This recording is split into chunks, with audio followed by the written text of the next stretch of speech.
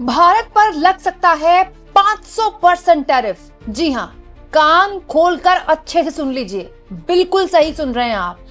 500% tariff. कैसे अब विदेशों में एस जयशंकर को अमेरिका के अलावा दूसरे मुल्क के नेता भी सुनाने लगे हैं। दोस्तों, देश की विदेश नीति पता नहीं कहां है। टेलीस्कोप लेकर ढूंढेंगे तो शायद मिल जाए, लेकिन वो टेलीस्कोप भी बीजेपी का ही होना चाहिए। दोस्तों, अमेरिका के राष्ट्रपति ट्रंप कोई दिन नहीं छोड़ते जब वो प्रधानमंत्री का अपमान करने के जरिए भारत को अपमानित नहीं करते। लेकिन अब ऐसा लगता है कि अमेरिका ने ठान लिया है कि वो भारत को पूरी तरह से बर्बाद कर देगा, क्योंकि अब दोस्तों जो आहटें आ रही हैं वो बहुत ही डरावनी हैं।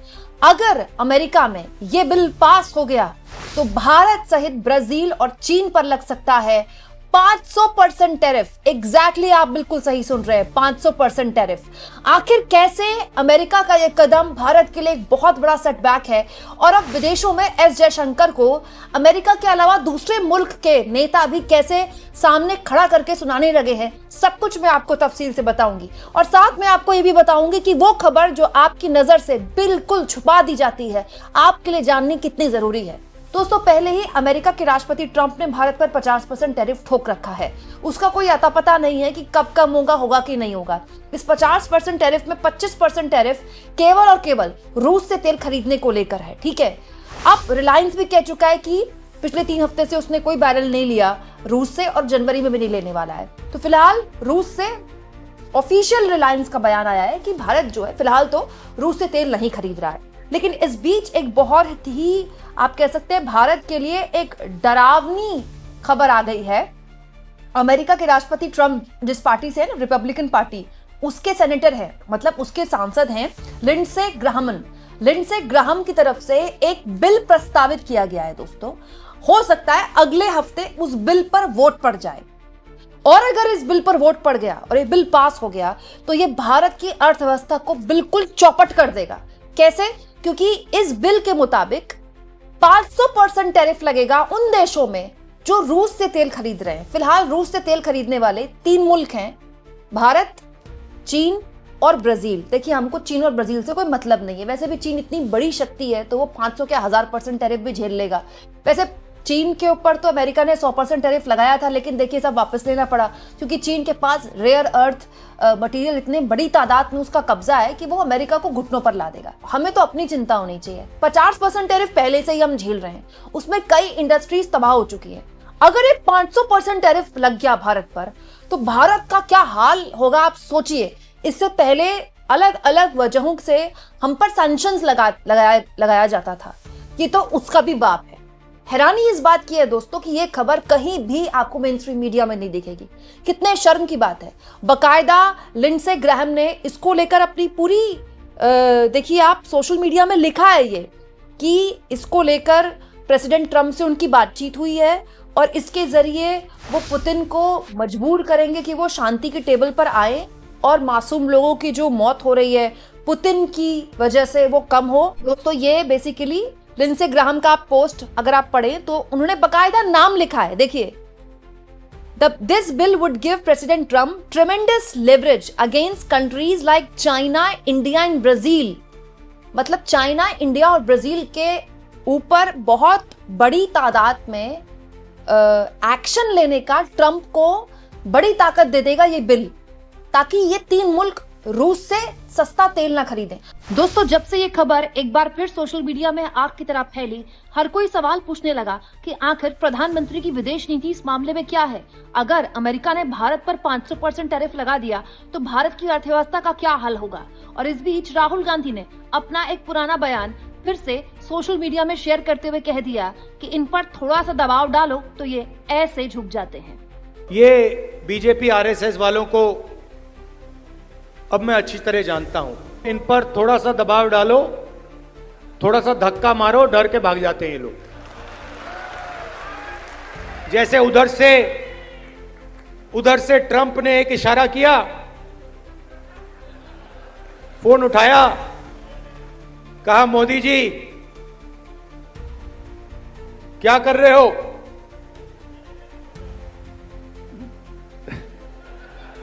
नरेंद्र सरेंडर। अच्छा, हिपोक्रेसी भी की कोई सीमा अगर होती है तो वो अमेरिका में जाके टूट जाती है। अमेरिका खुद वेनेजुएला पर कब्जा करने को तैयार है, उसके राष्ट्रपति को उनकी पत्नी सहित उनके ड्राइंग रूम से उठाकर ले गया। कभी सुना आपने ऐसा? मतलब खुलेआम सारे अंतर्राष्ट्रीय नियमों को तोड़ दिया।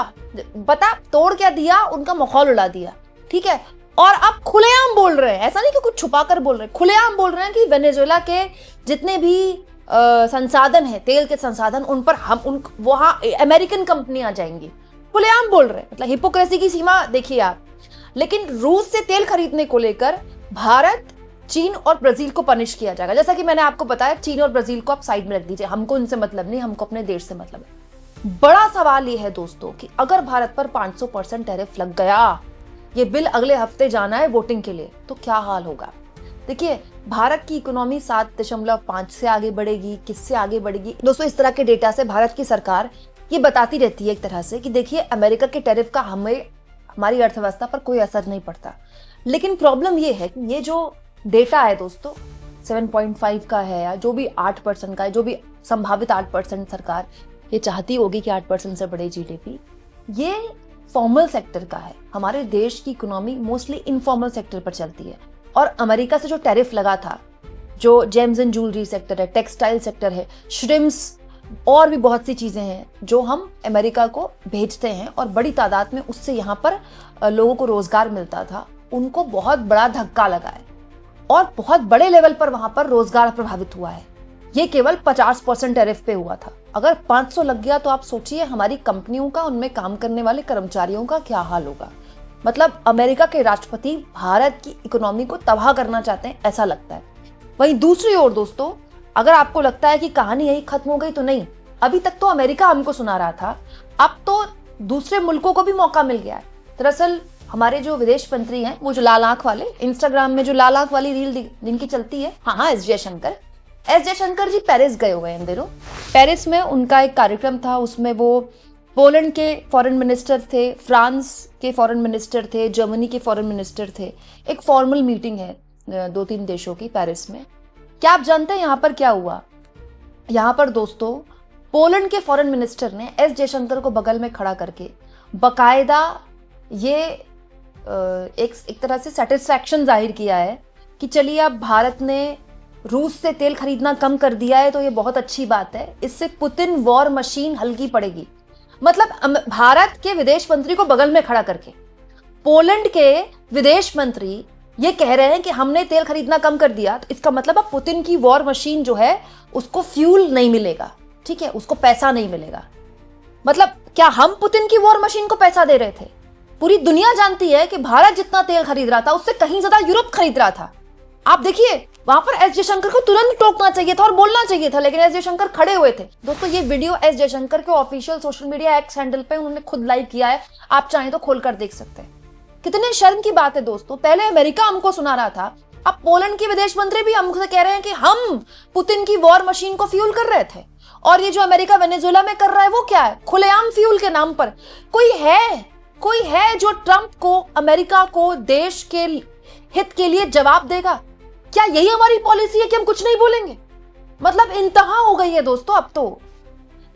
दोस्तों, अमेरिका के राष्ट्रपति ट्रंप यही नहीं रुक रहे हैं, उन्होंने एक और बड़ा झटका दिया है। Marco Rubio, secretary Marco Rubio की तरफ से ये बकायदा शेयर किया गया है ये जानकारी, और ये बहुत ही बड़ा झटका है भारत के लिए, क्योंकि दोस्तों 66 अंतर्राष्ट्रीय संगठनों से अब अमेरिका के राष्ट्रपति और अमेरिका ने तय किया है कि अमेरिका निकल जाएगा। दरअसल ऐसे 66 इंटरनेशनल ऑर्गेनाइजेशन है जिसमें मार्को रूबियो के हिसाब से, अमेरिका के हिसाब से, उसमें अमेरिका का बहुत खर्चा होता है, ठीक है, और अमेरिका फालतू में दूसरे देशों में क्यों खर्चा करे, और इससे हम अपना इससे तो अच्छा हम अपना डिफेंस जो खर्चा है वो बढ़ा लेंगे, अपने हथियारों पर हम और खर्च करेंगे, और हम ये जो अलग अलग संगठन है 66 अंतर्राष्ट्रीय संगठन, अब हम उनसे अलग हो रहे हैं। ये भारत के लिए झटका कैसे है दोस्तों? होता क्या है दोस्तों, इन संगठनों में जैसे ये जलवायु मानवाधिकार के संगठन है, महिला मुद्दों के विषय पर संगठन है, international panel on climate change